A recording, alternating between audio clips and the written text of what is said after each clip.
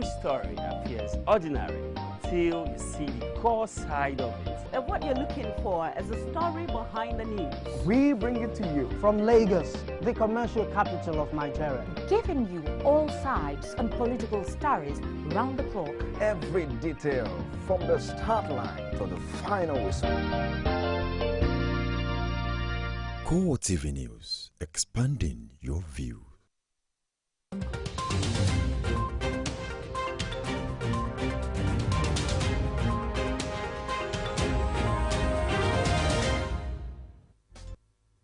Very good evening to you and welcome to CoreTV Primetime News. I am Nena Oragwa. Cleanliness, they say, is next to godliness, and as the world celebrates Environment Day, stakeholders have joined the call for a green environment. In Lagos, residents embarked on an awareness campaign to enlighten people on the need for a green environment. Our correspondent, Victoria Solomon, tells us more in this report. A healthy nation is somewhat similar to a wealthy nation, as the world celebrates in commemoration with the World Environment Day. Concerned Lagos residents embark on a Green Walk campaign to enlighten Lagos residents on the need to maintain a green and healthy environment. We should come up with a walk. Since you cannot go in, clean your gutter as CEO, since you can't clean your gutter, you can't do the things that the small ones can do. I now decided that everybody should come, let's walk. In the process of walking, we are cleaning the streets. It is believed that one needs not to be educated to know the benefits of a clean environment. Thus, the need to involve both young and old, literate and non-literate. The impact of the church is what we've seen now, at least for the general awareness. And during these climate changes that is happening in the society these days, it is part of the role of the church to put their efforts in order to make sure that the environment is equally green. One, by educating the members. For a greener environment, participants believe ending environmental pollution plays a crucial role to living long. I live in an environment where it's good. You live long, you have good health, you be from pollution. That's why if you look at the world now, people live in the village where there are no industries. They live longer than people living in the city where there are industries. As the world celebrates such a significant day, it's hoped that individuals and agencies respect the call for a cleaner and safer environment. Victoria Solomon, CoreTV News, Lagos. We'll now be crossing live to an environmentalist, Sikpasi Olalekon Ayodele, who will be telling us more on the World Environment Day. Good evening, Olalekon. Good evening, Nena. Okay, just quickly tell us what is the objective for this year's World Environment Day? Yeah, the objective for this year's World Environmental Day is to combat climate change and also erosion. That is the objective of this World Climate Change. Okay. Okay, do you think Nigerians really understand the need for environment to be well taken care of? Do you think we really understand that in Nigeria? Yeah, what we've discovered as global citizens is that Nigeria don't understand the effect of climate change. You know, Nigerians are seen too busy to understand what the future holds for them. So the issue of climate change, of environmental pollution, of degradation in our society has not been well taken care of by the citizens of this country. Thank you. Okay, how do you think we can begin to help Nigerians to become aware of what they need to do to ensure the environment is well taken care of? Yeah, I think agencies, environmental agencies are not doing their job the way they ought to. We need a lot of advocacy. We need to involve more youth participation and inclusion in environmental development. People need to be aware on the reason why they need to protect the environment. We live here, this is where we live. Our environment gives us the basic amenities, our food, our clothing and shelter. And a man that provides us these three things should be well guarded. But in Nigeria, we've been exploiting the national resources, but yet we don't know how to protect this environment. For example, in Netherlands, it has about 18 million population, 6 million bicycles. But in Nigeria, you want to move from one street to another. You want to show them how wealthy you are, so you ride your car there. You know, what you are doing, you are contributing to the depletion of the ozone layer, and you are affecting your environment negatively. Okay, on a final note, can you tell us what are the implications of not taking care of our environment? Yeah, there are so many implications for not taking care of the environment. The current food crisis we are having in this country is due to lack of awareness about environmental development. Because the ozone layer is melting, the temperature is going higher and it's affecting agricultural produce. Not taking proper care of the environment also affects power supply in our society. And we fail to realize all this. And not taking care of our environment affect our future unknown. The children that will come and live after us, known and unknown, it's actually affecting us and killing our future. Until we stand against pollution, then we can have a better Nigeria. Thank you. Okay, thank you very much, Pastor Lalekon, for enlightening us on the World Environment Day. Away from that, we now move on to security.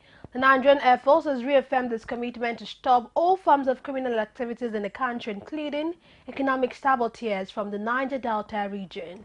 The Chief of Air Staff, Air Marshal Sadiq Abubakar, who made a pledge in Yola, the Adamawa State capital, discloses that the Air Force is already deploying troops and additional platforms to the Niger Delta area to contain the recent uprising from the area.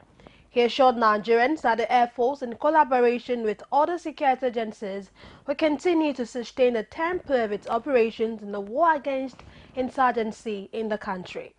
The Air Force burst further called on Nigerians to provide useful information to security agencies at all times.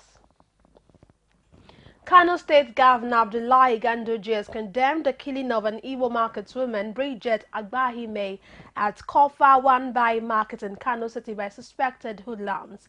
In a meeting attended by prominent people, including the state chairman of the Christian Association of Nigeria, CAN, Bishop Ransom Bello, and Islamic scholars, Governor Ganduje described the incident as illegal, unfortunate, and regrettable. He appreciated the role played by security agencies in this matter, who worked assiduously to douse the tension. The governor, however, pledged to support the bereaved family of Agbahime in the trying period and also expressed condolences to the family on behalf of the government and people of the state. Also, Imo State governors decried the murder of the woman in Kano State. In a statement by his chief press secretary, Sam Onwun-Medo, Governor Okorocha described the killing as very unfortunate and the height of recklessness on the part of the perpetrators. He called on all relevant security agencies in Kano State to leave no stone unturned in carrying out thorough investigations into the murder and ensure they bring those who carried out the murder to book. The governor also appealed to Imo indigenes in Kano State to remain calm to enable law enforcement agents do their job by carrying out the needed investigation into the matter and also take the necessary actions. Meanwhile, the movement for the actualization of the sovereign state of Biafra, MASOB, has also condemned the killing in Kano State. In a statement by Comrade Uchenna Madu, MASOB described the killing of the woman as gruesome and barbaric, saying that it would no longer tolerate the killings of Igbo anywhere in Nigeria. The group says the insensitive killing of Igbos can never be washed away or treated insensitively as usual. MASOB, however, warned Igbo traditional, religious, political and opinion leaders to stop sympathizing with the Hausa Fulani people. The northern chapter of the Christian Association of Nigeria has condemned the killing of Bridget Agbahime, accused of blaspheming Prophet Muhammad by irate mobs in Kano State. The body notes that the killing of Christians using flimsy excuses was unacceptable, warning that such barbaric acts must henceforth stop. Addressing newsmen in Kaduna, the Public Relations Officer of Northern Kan, John Hayab, expresses worry about the implication of the incident on Kano, being the foremost commercial city in the country. Hayab therefore calls on the state government to, apart from arresting the key suspects, fish out other perpetrators and prosecute them in accordance with the law of the country. He also called on Islamic leaders to teach their followers on how to tolerate other faiths and use the police at all times to carry out a constitutional role of safeguarding the life and property of Nigerians without fear or favor. Away from the Kano killing, we now move on to happenings in Rivers State. The caretaker chairman of Ikwere local government area of the state, Samuel Wano CK, says normalcy has returned to our local community following an incident which led to the death of 19 persons, including a naval officer. Government suspected to be rival cult members have stormed Alu community in Ikwere local government area and Obite community in the Eche council area of Rivers State, engaging each other in a free-for-all. A naval personnel who was among the joint task force team that went to the area to bring the situation under control was hit by a bullet from the cultist, while many others were injured during the attack in Alu community. The assailants, believed to be of Greenlanders cult, are said to have carried out the coordinated attack based on information that the members of the Icelanders were taking refuge in Alu. The All Progressive Congress APC has blamed the current attacks on oil installations in the Niger Delta region on the People's Democratic Party (PDP), saying the attacks are sponsored to derail President Muhammadu Buhari's government. In a communique, party leaders from the South zone of the APC discloses that the zone does not believe the nefarious activities are driven by any patriotic fervor. The leaders also condemned agitation for the state of Biafra, pointing out that it is erroneous for the agitators to categorize any part of the South as part of its constituency, saying the Niger Delta is not and will never be part of Biafra. A car in the convoy of Governor Simon Lalong was involved in a gasoline motor accident along Mikang town, leaving 2 police officers attached to the convoy dead. Incident is said to have occurred on the governor's return from commissioning some project at Shendam local government area of the state. Reports suggest that the policemen were hanging precariously on a Hilux van belonging to Operation Rainbow, the state's private security outfit, when the driver of the van took a sharp left turn as it navigated a bend. The force of the sharp turn was said to have flung the officers off the vehicle. They landed, dangerously rupturing vital organs, thus leading to fatal injuries. Reports by eyewitnesses say one of the victims died on the spot, while another was seriously injured but died before he could be rushed to the hospital. The incident is said to have gone virtually unnoticed by the remainder of the convoy, given the speed they were traveling at. Confirming the accident, the State Police Public Relations Officer, Deputy Superintendent Abu Emmanuel, however, says he has not received details on the incident from the Mikang Divisional Police Officer. The National Union of Road Transport Workers (NURTW) has urged the Federal Road Safety Corps (FRSC) to enlighten its members more on how to know when a tire expires. The chairman, Lagos State Chapter of NURTW, Tajuddin Agbede, notes that Lagos has a high level of vehicular movement, adding that most drivers could not interpret the signs on tires to know the expiration period. Agbede urges the government to block every avenue for the proliferation of substandard tires in the market for the safety of Nigerians. On speed limiting device, it says the union has keyed into the innovation that many of the members had installed the device in their vehicles to check overspeeding. You're still watching CoreTV Primetime News. We'll take a break now and we return more stories. To stay with us. With over 7 billion of world population and still counting, the world needs to hear you now than ever. Whatever your ministry or vision is, Gospel Africa will help get you there faster than you think possible. For inquiries and participation, contact 009 503 3859 or 0812 076 0011 or visit www.gospelafricang.com. Gospel Africa, the #1 media solution for the church today. Gospel Africa, showing on this station at this time. Every day, every hour, and every minute, news break in Nigeria. Things happen so fast, it's most times difficult to track and comprehend them. But that's what we do right here on DJ360. 2015, would you want to come back again? It's like asking Jesus Christ if he knew he was going to die, will you want to come back as the savior of the world again? We do not just help you track the stories, we break them down, explore all the angles, analyze the issues so that you can fully comprehend the stories and use them to make the right decisions.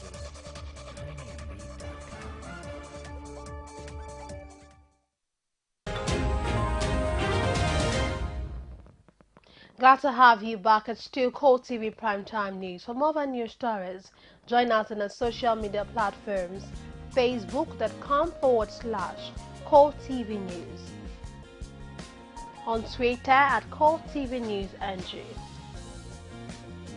and on our YouTube channel, youtube.com/CoreTV Live Space News. The federal government has been asked to take urgent steps to overcome grinding poverty by growing the economy through the creation of jobs. Presenting an address at the 4th convocation ceremony of Kwara State University, a former Undersecretary to United Nations, Professor Ibrahim Ganbari, says revamping the economy would ensure that the government's change mantra will be meaningful. Professor called for positive attitudinal change among Nigerians, stressing that for the change agenda to be sustained, it must not depend on one person but must involve a collective endeavor to open a new chapter in national life. The federal government has been charged to do more in addressing other emerging security challenges in Nigeria, especially the Niger Delta and the menace of herdsmen. The National Governing Council of the Amalgamated Union of Public Corporations, Technical and Recreational Services Employees, in its communique at the end of its two-day meeting, also charges federal government to do more in addressing the issue of irregular payment of salaries, pensions, gratuities, and union. Our correspondent Kazim Kisali has more in this report. After an extensive deliberation on the state of the nation lasting 2 days, the National Governing Council of the Amalgamated Union of Public Corporations, Technical and Recreational Employees says the federal government must rise up to the challenges posed by emerging security issues, especially by herdsmen and the Niger Delta Avengers. According to the council, the federal government is doing well in its fight against the terror group Boko Haram, but needs to step up its game on emerging challenges to ensure the safety of all Nigerians. It is regrettable that the government is working hard to overcome the challenges of Boko Haram. There are other serious security challenges emerging. These include the Islamic movement, the Fulani herdsmen, the Niger Delta Avengers, and the Biafra agitators. The union also urges the federal government to address the irregular payment of salaries, pensions, gratuities, and union dues, especially in states.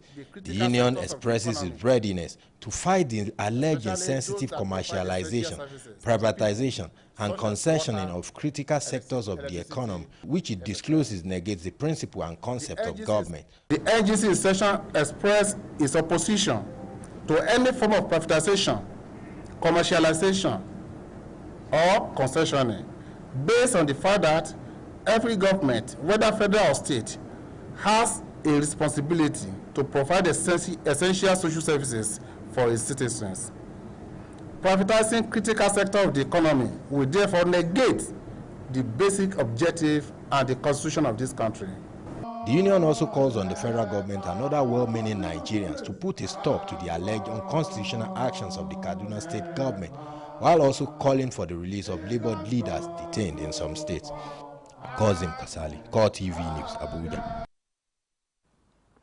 The Chairman, House Committee on Environment, Saka Fafumi, says measures are in place to ensure the residents of Lagos are safe from flooding during the rainy season. According to Fafumi, the major cause of flooding during the season is the collection of waste materials in drains, which affects free flow of water. One of the problems the state had encountered over time in the rainy season is the unavailability of equipment to forecast the amount of expected rainfall. In the meantime, adequate machinery has been put in place to ensure that the drains were not blocked. The Nigerian Security and Civil Defense Corps (NSCDC) has alerted Borno residents that kerosene mixed with petrol is currently in circulation in the state. Borno NSCDC Commandant Ibrahim Abdullahi says some patriotic citizens alerted the command in the circulation of the adulterated commodity. Abdullahi further stated that the command would leave no stone unturned to apprehend whoever was responsible for the act and urged the public to report any form of nefarious activities to the law enforcement agencies. The Nigeria Labour Congress, or your state chapters, demanded for the immediate and unconditional release of its leaders remanded in prison after they protested against privatization of public schools in the state. Recent journalist, the acting chairman of the Nigeria Labour Congress (NLC), Comrade Bosun Daramola, says Constitution allows the union to protest in the interest of workers, pointing out that there was no reason for the arrest of the leaders by the police. 8 leaders of the union were arrested by the police and charged before Chief Magistrate Jamiu Adebisi on a 6-count charge of destruction of public peace and vandalism of public property. Meanwhile, the Oyo State government earlier disclosed that the schools were not for sale as posited by the labor union, but rather it wants an inclusive policy where all stakeholders be more involved in raising the standard of education in the state.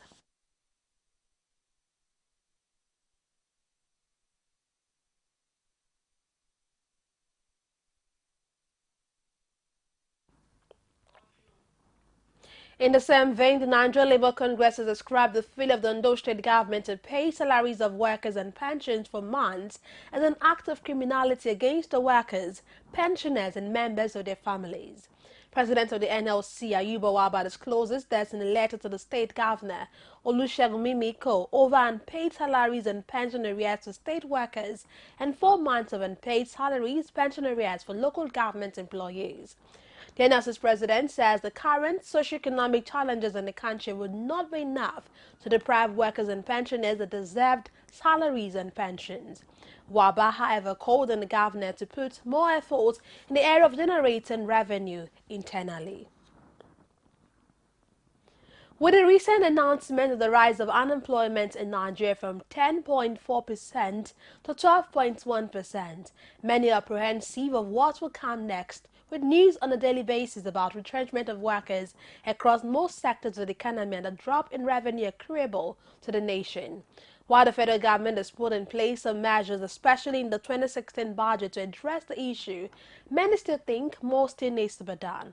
Our correspondent, Kozim Kasali, brings us details of his interaction with some labor leaders on the issue of unemployment in Nigeria. Unemployment in Nigeria has always been an issue, even at the best of times. Between 2009 and 2013, the country is reputed to have made billions of dollars in oil revenue due to the then high price of crude on the international market. But since the burst in oil bubble, many Nigerians have been thrown into the unemployment market. The insurgency in the northeast, insecurity in most parts of the country, and even the resurgence of militant activities in the Niger Delta are all, according to experts, a direct result of unemployment, creating an army of disgruntled young Nigerians ready to take up arms against the federal government. With the recent intervention of the federal government stopping the sack of workers in the banking sector and the expected start of the 2016 budget implementation, many have cause to be optimistic. But according to the president of the NLC, this is not the answer. About $148 billion is taken out of Africa annually through corruption, and this money lands somewhere in their banks, and yet they will turn back and begin to abuse us. Like the one they said, Nigeria is fantastically corrupt. One of the person that have allowed the resources to go into his account, and he has facilitated the process. We know all of this for a very long time. The loot of Mabito Sososeko, all of us know where it ended. One of the Abacha loot which have been recovered, 500 billion, where did it land? The General Secretary of the Amalgamated Union of Public Corporation Technical and Recreational Employees and Head of Industrial Relations at the NLC disclosed that despite all these steps, more still needs to be done. How would the citizens of this country even analyze, digest, and understand where the government is going to when you are not part of setting the agenda, either economic, political? So you discover that all of us, employed or unemployed, we don't even know our role in acts of this government or any other government world over. You and I know that no shape is on now. It's like an amoeba situation. We don't have any definite shape. So if maybe The first quarter of implementation of the budget might then be by September. We can begin to see if anything has been injected into the economy. On his part, a former General Secretary of the Union is of the opinion that the federal government has to do more of empowering the public service, which he describes as the engine of growth, especially for a developing nation like Nigeria. The public sector should be the engine of growth, because private sector cannot pull you out of underdevelopment. It's all their business. You might argue that public sector are they efficient, but they were efficient. So that's, now today we have unemployment. Nobody's addressing it. We talk about entrepreneurship, that school leavers should not be job seekers but job creators. I've always asked, which part of the world used that slogan to create jobs? While the issue of unemployment is seen as intertwined with security and poverty reduction, time will be the ultimate arbiter of whether the social security component of the 2016 budget will have a major impact on unemployment in Nigeria. Cousin Kasali, CoreTV News, Abuja. Kaduna State Governor Nasir El-Rufai has flagged off the sale of affordable fertilizers to farmers for the 2016 cropping season. Speaking during the flag-off ceremony at Giwa, local government area of the state, the governor discloses that his administration has since inception removed subsidy on fertilizers due to the alleged corruption associated with it. He says with the subsidy removal, the farmers are buying fertilizers at an affordable price of 4,000 naira per bag through government intervention. Governor El-Rufai, however, assured the government is assessing the challenges being faced by farmers in the state. Some capital market operators have described the non-release of the flexible foreign exchange rate guidelines by the Central Bank of Nigeria 2 weeks after the pronouncement was made public. According to them, the delay in releasing the guidelines was heightening uncertainties in the foreign exchange market. Ambrose Omoro Dion, the Chief Operating Officer, Invest Data, says the Apex Bank should hasten the process to reduce the uncertainties in the Forex Bank and the economy in general. Omoro Dion adds that the flexible exchange rate policy will certainly increase foreign investors' participation in the Nigerian stock market. CoreTV Primetime News continues shortly after this break. To stay with us.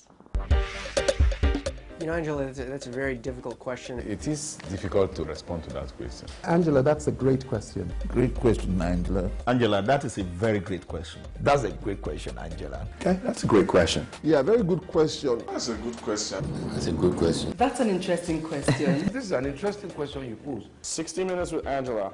Again, answers to every question you always wanted to ask.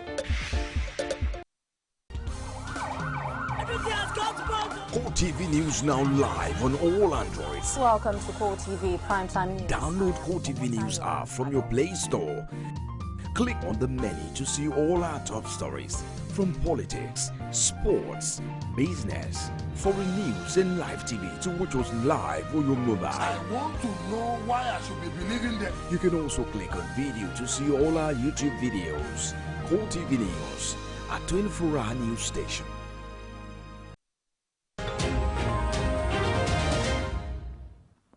Glad to have you back. On the foreign scene, Israeli police have been deployed in large numbers in Jerusalem to secure an annual march marking Israel's 1967 invasion and subsequent occupation of the Palestinian-dominated eastern half of the city, which Arabs call the Naksa, which means setback.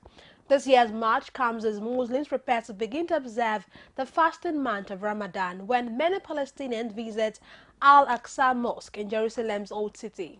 The Israeli March for Jerusalem Day planned to pass through the Muslim quarter of the Old City before arriving at the Western Wall, which is directly below the Al-Aqsa compound, leading to fears of tensions.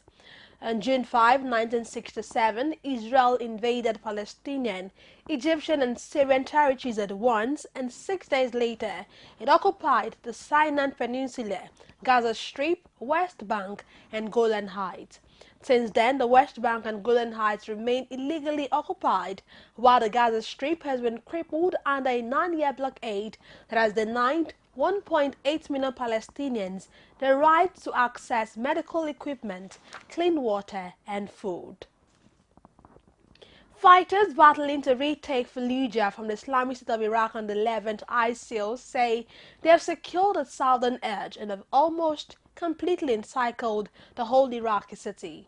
A leader of the Iran-backed Shia coalition taking part in the offensive says the only side of Fallujah that remains to be secured by pro-Baghdad forces is part of the western bank of the Euphrates. Provincial Council head Shaki El-Lesawi disclosed that people fleeing Fallujah have been using anything that floats to have them get across the river, which is about 250 to 300 meters wide at the crossing points and farmland just south of the city. About 50,000 civilians live in Fallujah, 50 kilometers from Baghdad, with limited access to water, food and health care. We now move on to Syria. At least 53 persons, including children, have been killed in government airstrikes in Aleppo city. Syrian Observatory for Human Rights disclosed that dozens of barrel bombs, oil drums or cylinders packed with explosives and shrapnel were dropped by military helicopters in the heavily populated Al-Qasriji neighborhood. The Syrian Civil Defense also discloses that at least 40 airstrikes hit the rebel-held areas on Sunday, and some of the heaviest recent raids by Russian and Syrian government warplanes. Rebels, however, hit government-held parts of Aleppo in reports described as an escalation in mortar attacks in the western part of the country's largest city before the war.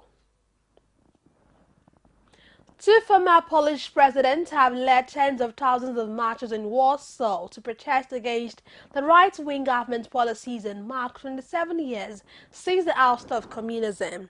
The march was organized by a new civic movement, the Committee for the Defense of Democracy, or KOD, against the conservative government which took office in November. The government policies have strained Poland's relations with the European Union and the United States and angered men in Poland, but the ruling party insists it has a mandate from Poland's voters. The nationalist government is focused on helping those left out of Poland's economic growth and increased its grip on state institutions.